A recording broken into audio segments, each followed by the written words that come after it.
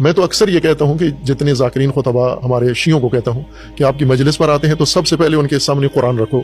کھول کے دو، اور انہیں کہو کہ اپنی مرضی سے کوئی صفحہ پڑھ کے سناؤ۔ اگر قرآن دیکھ کے پڑھ لیا انہوں نے تو سمجھو اس کو کچھ آتا ہے، جب قرآن ہی پڑھنا ہی نہیں آتا، عربی سادہ پڑھنا نہیں آتی، یہ مذہب کا نمائندہ تو نہیں ہو سکتا نا۔ اہل سنت کو ان ذاکرین خطباء کو شیعہ ترجمان ماننا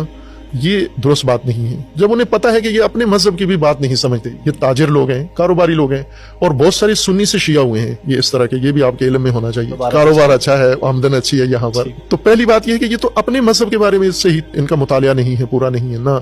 اپنے مذہب کے عقائد، نہ اپنے مذہب کی فقہ، نہ اپنے مذہب کی تفسیر، نہ اپنے مذہب کے اصول۔ اہل سنت کے ہاں شیعہ مذہب کی کوئی دلیل ہو تو وہ شیعہ مستند کتابوں یا شیعہ مستند علماء کو حوالہ دیں، یعنی شیعہ پر اعتراض اہل سنت وہاں کریں کہ جہاں پر شیعہ عالم نے کوئی بات کی ہے، مستند عالم نے، یا شیعہ مستند کتاب میں کوئی بات ہے،